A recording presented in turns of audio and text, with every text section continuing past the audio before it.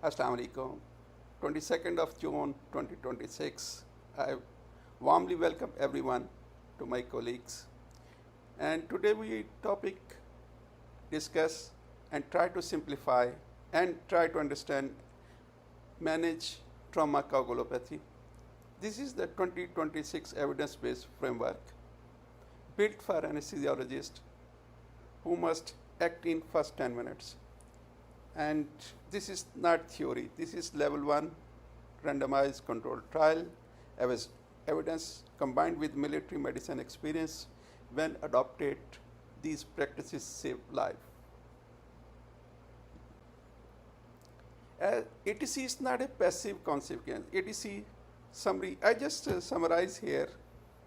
So what we are going to discuss is the acute traumatic coagulopathy, ATC. It's a distinct pathophysiology requiring early intervention as proven by the CRASH 2 and military medicine trials and evidence-based. I just want to emphasize on this one that ATC, acute traumatic coagulopathy, begin within minutes due to endothelial injury, protein C activation, and hyperfibrinolysis. Early intervention like thromboxane, fibrinogen, and whole blood and calcium and rotem based management reduce mortality. Why we choose this topic? Because as we know, in the Western world, even in Saudi Arabia, the highest rate of death is from in youngster age group is from trauma. And we have seen a couple of years back the trauma rate in Saudi Arabia is almost, death related to the trauma is almost 4,000 and around every year. 4,000 almost youngsters every year dying because of the trauma. And in trauma, the hemorrhage is the number one preventable cause. If we can treat preventable cause like ATC, then we can reduce the mortality. Just imagine, I want to make sure that ATC double mortality. That's why I highlighted this point, double. And if we early do correction, we can save the life. Here comes the anesthesiologist's role as a first line of defense. I divided my whole presentation into 8 pearls or 8 points. So we can understand the trauma coagulopathy in a better way and simplify the management and create a sort of protocol out of this one. So number 1 point is the ATC, acute traumatic coagulopathy. It's a disease just like other pathies, like cardiomyopathy, like myopathy. It's not the blood loss. Second thing is the fibrinogen fail first. It's a loss of the fibrinogen which has to be treated as soon as possible. Third point is the whole blood is superior. We'll see in few slides that how the trend is changing from 111, like 1 packed RBC, 1 FFP. It's 4 o'clock. It's 16 hours. And platelet.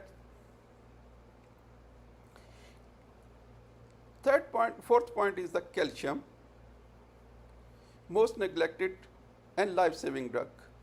Tranexamic acid, timing is everything in that tranexamic acid. It has to be within first 3 hours. Crystalloids are toxic.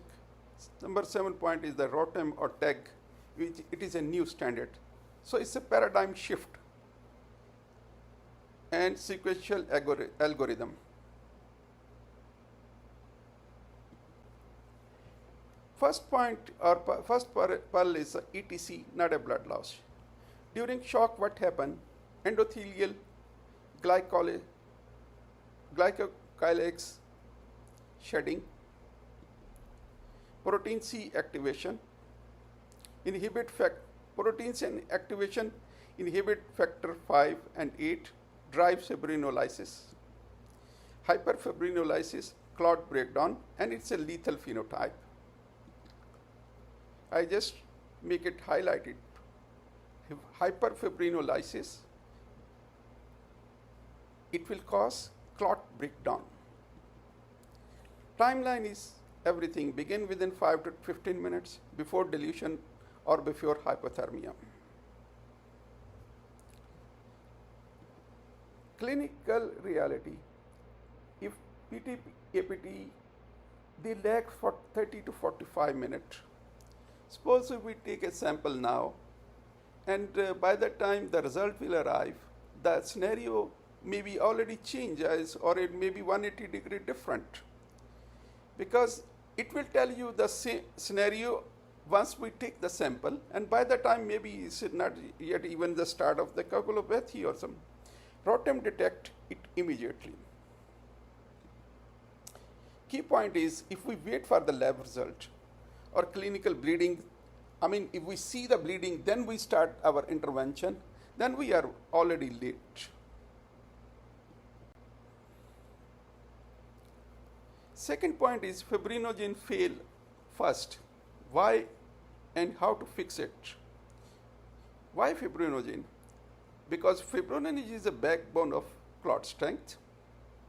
Normal fibrinogen level for a healthy adult typically range from 200 to 400 milligram or 200 to 400 milligram per deciliter or 2 to 4 gram per liter.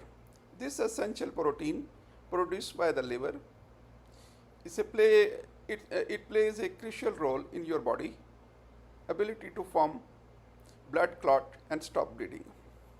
Fibrinogen is the structural backbone of the clot. No fibrinogen is equal to weak clot and there is a bleeding. In massive trauma, fibrinogen immediately drops from 2 to 4 gram per liter to 1.5 gram and is nearly universal and occur early. FAP is dilute, slow, unreliable. So fibrinogen concentration is concentrated and fast, and this should be the first line of management for us. ATC origin is the endothelial. So what happened in normal state, endothelial lined by the glycocalyx. It's a gel-like layer. Its function is to protect as a protective barrier, keep the vessel anticoagulant. What happened in shock? Once shock hit, there is a hypoperfusion. Plus there is a symptoadrenal shrugs.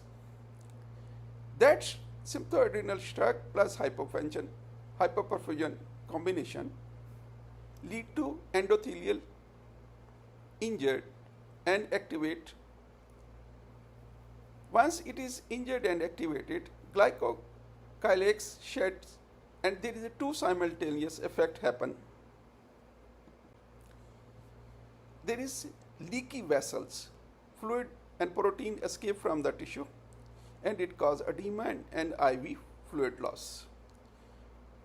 Second thing is it causes procoagulant flip, tissue factor exposed, anticoagulant service trapped, and it accelerates the coagulopathy.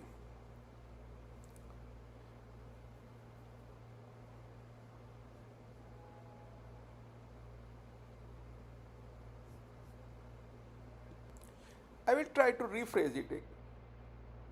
Hemorrhagic shock, there is a shedding of glycocalyx, immediately coagulopathy due to leaky vessels and procoagulant flipping. So we have seen just endothelium takes first hit. Now when endothelium is injured and perfusion drops, then thrombin that is generated bind thrombomodulin on the vessel wall and switch on protein C.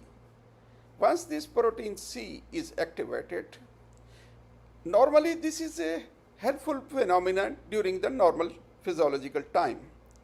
But in trauma, this same brake is slammed on far too hard and it becomes a major driver of early coagulopathy. Activated protein C does two damaging things at once.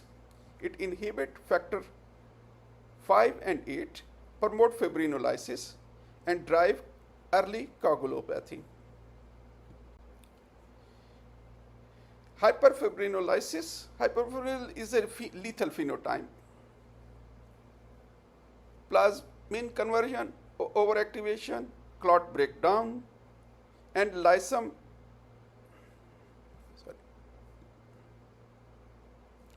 Rotem will show us increase LY30. LY mean lysum at 30 minutes. Thromboxane prevent this one. And elevate LY30 on rotem or rotational thromboelastometry assay in massive transfusion medicine indicate hyperfibrinolysis, a dangerous state where blood clot break down prematurely. Our rotem or TAG will show fibrinogen deficiency before anything else. That's our signal. If we don't have rotem or TAG, assume low fibrinogen in shock plus hemorrhage and give it anyway. Implementation is immediately dosing 2 to 4 gram fibrinogen concentrate IV. Timing is very important early as part of the initial massive transfusion protocol. Why we should not choose the FFP? FFP is slow to and it makes the weak clot. Cryoprecipitate is in between. It's a medium and it's a fair. Fibrinogen concentration fast and the best one. So in practice, massive trauma, fibrinogen concentration is the first product to think about, 2 to 4 gram IV, not FFP.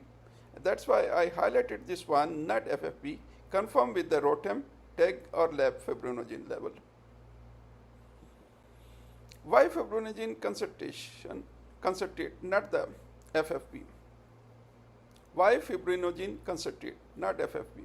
Fibrinogen concentrate advantages are it's a rapid administration, predictable dose, no volume overload, superior correction versus FFP.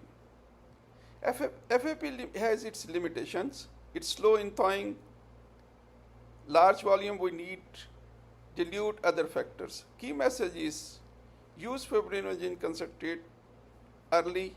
It saves time and blood.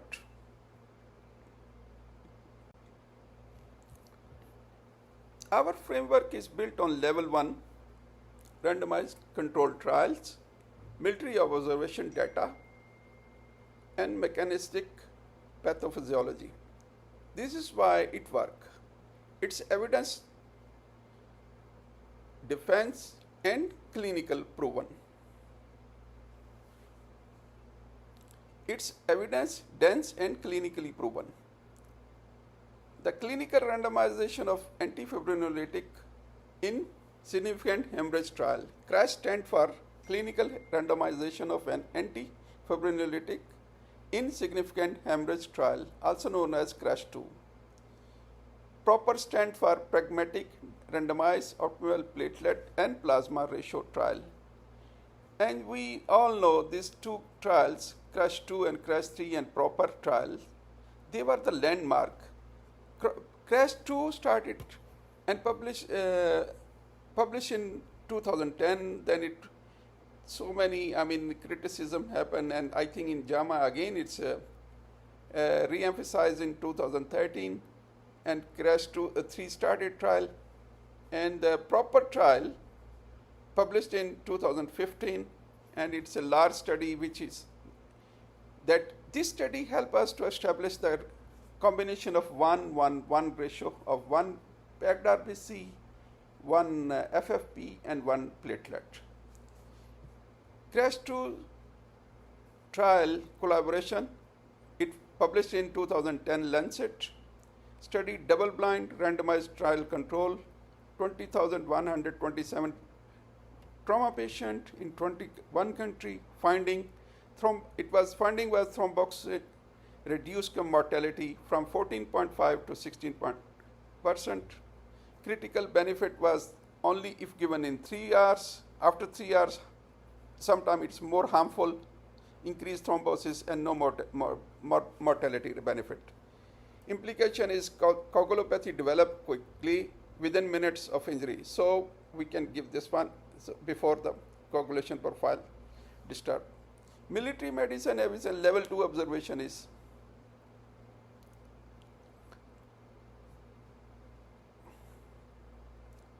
whole blood is superior to component therapy. Implication is early aggressive intervention save life.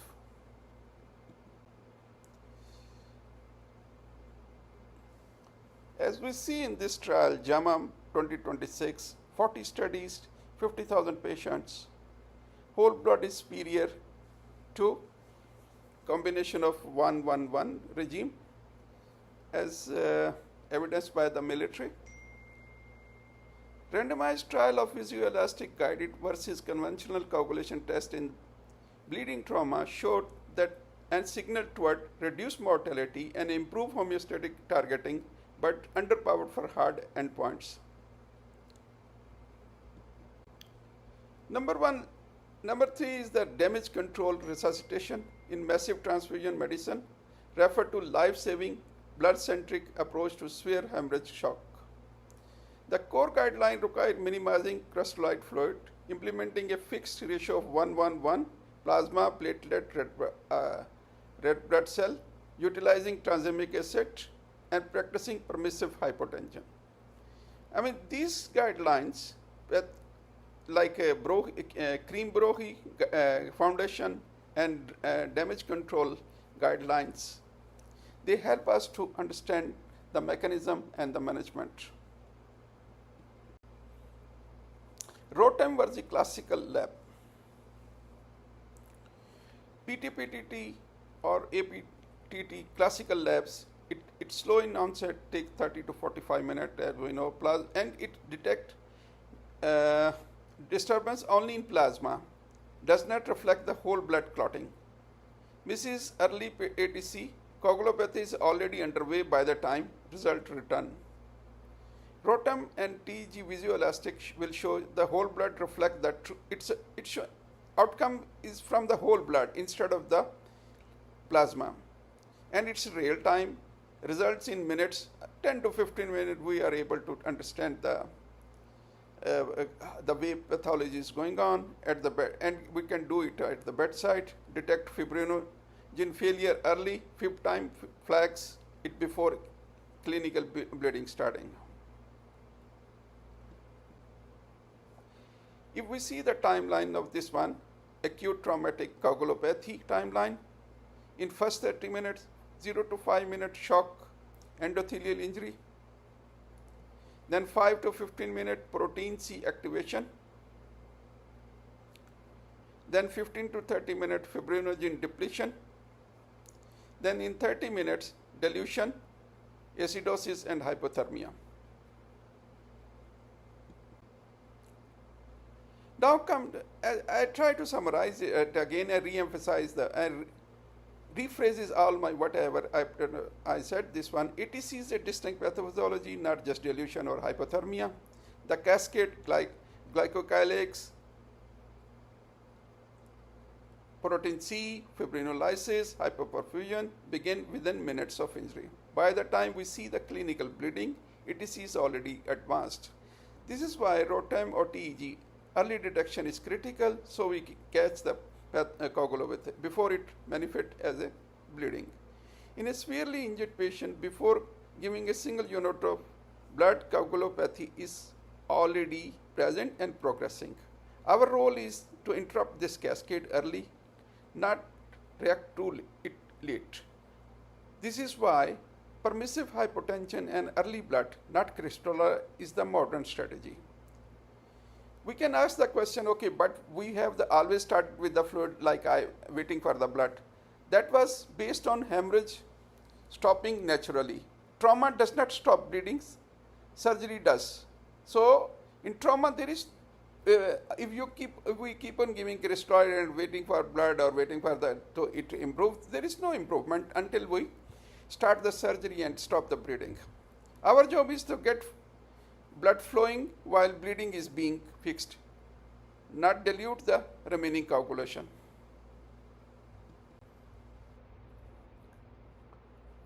Come to the third point, whole blood is superior to the components. Military evidence of low tier blood, group O whole blood has become the cornerstone of modern massive transfusion protocol due to its unique physiology and logistical advantage. By providing red blood cell, plasma, and cold stored platelet in a single physiological balance unit, it is significantly improved the efficacy of homeostatic resuscitation. These are the references cited here. You can see in the trauma 2017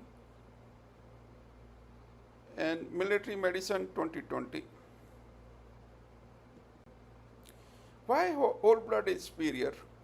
Because it faster in homeostasis, clot quality is better, dilution is less as compared to, because we need more FFP and more transfusion reaction is less as compared to the component part. Mortality observational, although it's lower in as compared to the component part.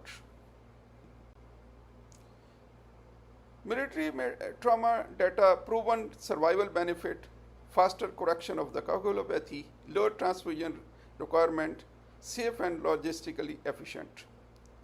US military and UK defense medical services already started the whole blood as a standard in the combat care. There is one caveat in this one, only work if stocked and thought. If not available, use 1:1:1 ratio, which is already a well-established practices with early fibrinogen. So if we don't have the whole blood, go for the platelet FFP RBC along with the early fibrinogen.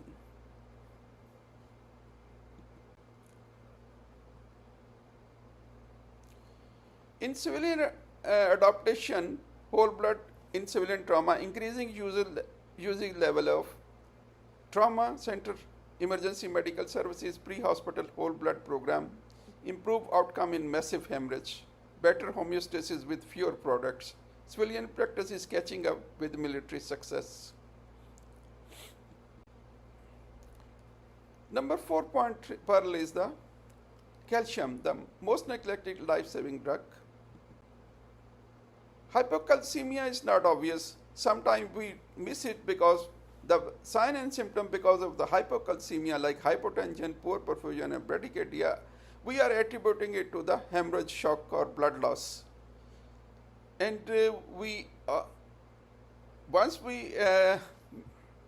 but the real culprit is calcium, and correcting it can be transformative. The physiology is citrate blood's anticoagulant bind ionized calcium. Every unit transfused blood, more citrate in the patient. Result is profound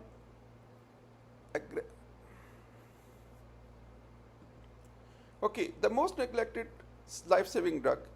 And fortunately, it is easily available and cheap medicine. Why we neglect this one and why it's being not considered? Because hypocalcemia is not obvious. It does not show up a bright red lab or obvious any clinical sign. What are the clinical signs because of hypocalcemia, hypotension, poor perfusion, and bradycardia? We are attributing it to the ongoing blood loss.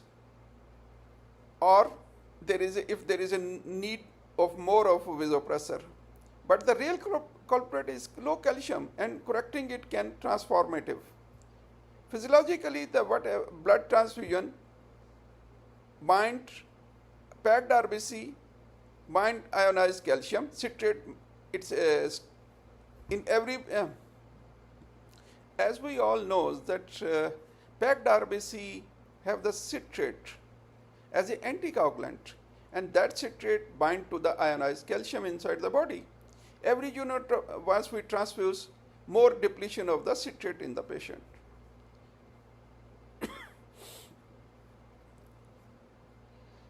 The fifth point is the transemic acid, and the timing is everything in this one. CRASH 2 trial, look at the number of these patients, 20,127. Mortality benefit is 14.5 as compared to 16% if given before 3 hours. CRASH 3 also benefit in mild to moderate traumatic brain injury. Mechanism is fibrinolysis inhibitor, preserved clot in hyperfibrinolysis. So dosing is 1 gram bolus is IV over 10 minutes, then 1 gram over 8 hours. Key point is given as soon as possible within first 3 hours windows. Timing is very critical as proven in the CRASH 2 and CRASH 3 evidence. It's a level 1 evidence published in Lancet 2010 and 2019. CRASH 3 published in Lancet 2019 now. Crystalloids are toxic, 6 points. Normal saline is a hyperchloremic acidosis produce dilution worsen coagulopathy. Damage control resuscitation showing us stop fluid early. Permissive hypotension is acceptable. Systolic blood pressure between 80 to 90 in traumatic brain injury, and even 60 to 70 in non-traumatic brain injury. We can accept that one till we secure the homeostasis. But it's of course it's a time limited. We cannot continue 3 or 4 hours with permissive hypotension. And blood is our resuscitation fluid, not the crystalloid. If crystalloid needed, use balanced salt solution instead of the normal saline. Principle is reduce ongoing bleeding, prevent delusional coagulopathy. So it's a paradigm shift again also this point. Don't give the crystalloid, give blood in massive hemorrhagic traumatic injuries. ROTEM or TAG is a new standard now. Visual testing ROTEM or TAG superior to the APTT for massive transfusion hemorrhagic because it's a real time whole blood testings showing actual clot or strength. PTPTT too slow and unreliable and lag behind clinical coagulopathy. Fifth time detect fibrinogen deficiency early and guide and replacement. Result is 20 to 30% reduction in transfusion volume with ROTEM guidance. Interpretation is clotting time less than 40, give FFP. Fifth time less than 7, give fibrinogen. Lysum LY30 more than 3, give tranexamic acid. Fifth time your early warning system. Fifth time in massive clot firmness less than 7 millimeter, fibrinogen is showing the fibrinogen deficiency. First abnormality detected on ROTEM parameters. Guide early replacement, strong predictor of bleeding severity. Act on fifth time, don't wait for the labs. Eighth point is the massive transfusion algorithm in my presentation. So these are the points we first stop crystalloid, accept even the permissive hypotension.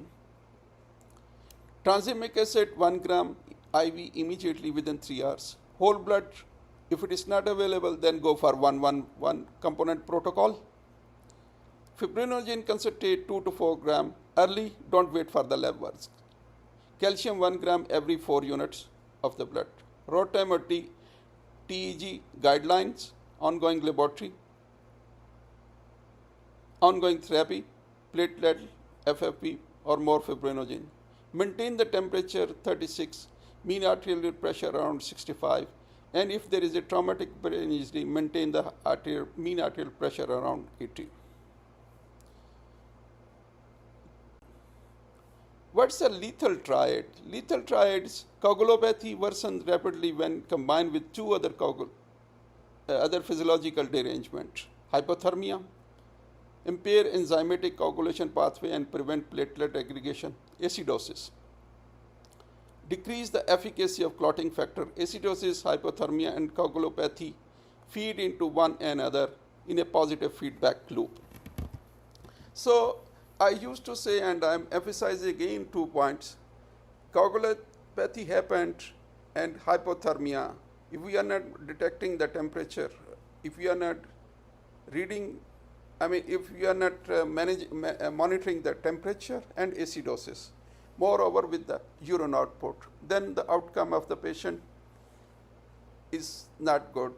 It's not in our favor, not in the patient favor. This is Professor Karim Brohi Foundation research proven by the. So at the end, I just want to say massive transfusion algorithm, it's a sequential 8 points. Stop crystalloid, give tranexamic acid 1 gram IV over 10 minutes, whole blood if possible, otherwise go for the 1-1-1 protocol, 1 platelet, 1 RBC and FFP, give fibrinogen 2 to 4 gram, give calcium 1 gram every 4 units of packed RBC, and then follow up the ROTEM guidelines. Keep the patient above temperature of 36.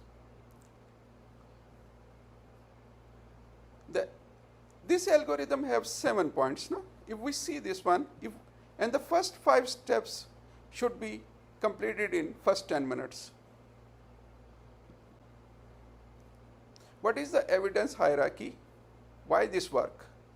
Because randomized trial, controlled trial giving mortality benefit like CRASH 2, CRASH 3 proper trial. Level 2 is the observational studies in high volume settings like in military medicine. It shows that the whole blood is superior. ROTEM guideline massive transfusion protocol, and it proven that the fewer transfusion reactions. Level 3 is expert opinion, pathophysiology and consensus guideline, like in as I said before, Karim Brohi Foundation guidelines, etc.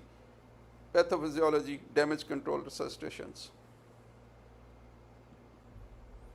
We can make, what we can do is we can make these pocket cards and keep it in front in the every OR wherever we are doing our management for the critically ill patient or for massive traumatic patient.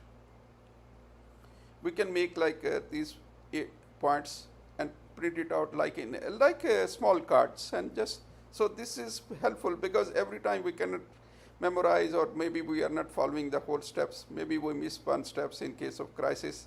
So it's better we can make a pocket card reference and keep it in our every OR. This is the front page, and the back page is the dosing and the ROTEM guidelines. Just like this one, dosing is fibrinogen 2 to 4 gram IV, calcium 1 gram over every 4 units, platelet 1 unit every 10 kg. Like if the someone is for 70 kg, we can give 7 units, tranexamic acid 1 gram, cryoprecipitate.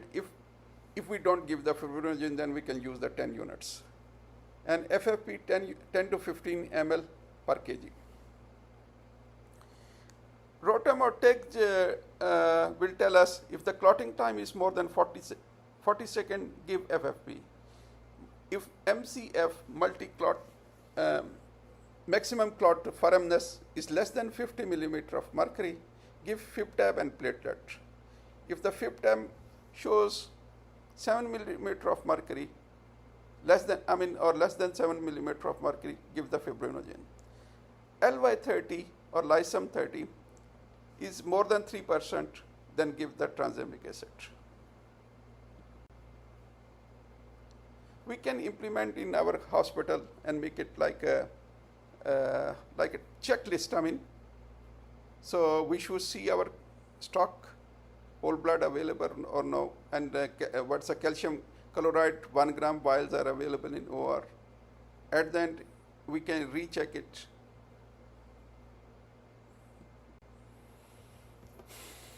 If we start, Massive transfusion protocol activation, it's in 3 steps. Because why I'm changing here is the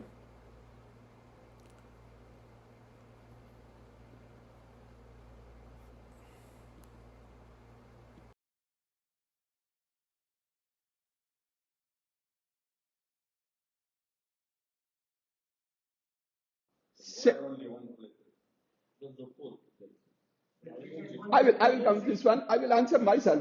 Just, okay. Okay. The dose is uh, 10, I mean 7 ml per 10 kg. So it is, okay, rotem check, clotting time prolonged, give FFP. Fifth time low, give fibrinogen and cryoprecipitate. We can make a card, and because I think we cannot memorize everything this one, and it's not on a daily basis. So we can make a small card on this one and hang it with the tag machines. MCF is low, give platelet. And lysine 30, if it is more than 3, give tranexamic acids. Third step is recheck rotem after 10 units of packed RBC. Once we give 10 units, now we recheck the whether on the rotem. Fibrinogen usually need repeating dose. FFP may need another cycle. Platelet, if maximum clot firmness is remain below. Okay, I know there are a lot of questions, so I ask myself questions and answers. Is it not 111 is a standard? Answer is proper trial 2015 established 111, but military data now shows whole blood is superior. Okay. Second question is, we don't have rotem or tag like before we can say, or some centers still we don't have this facility.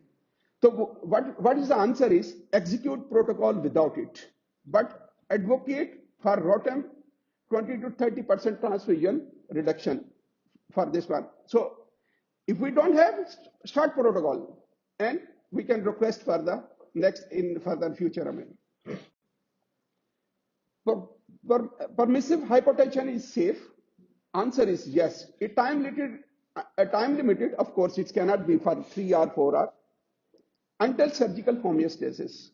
Monitor urine output and lactate during this time.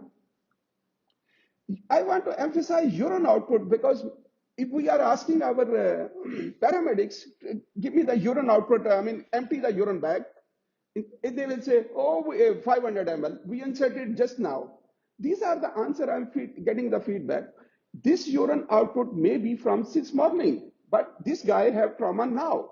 We have to see urine output, and this is the most sensitive indicator in the body. Urine output is the only monitor which is showing the tissue perfusion. And if that's what I said before, if we are not monitoring temperature, lactate, and urine output, outcome is bad. Okay, give fibrinogen without rotem confirmation? Yes. In shock, hemorrhage, low fibrinogen is nearly always useful, universal, and give it, and it has confirmed by the rotem study. Thank you. I know there may be a lot of questions. I will try to answer this one. So let's repeat this one. If the patient came now with, we are established already there is a massive trauma, massive hemorrhage. So activate the massive transfusion protocol, give fibrinogen in first 10 minutes, 2 gram to 2 to 4 gram, depends on the body weight. Take the sample, start preparing the rotem, and start giving transfusion. We can give either if we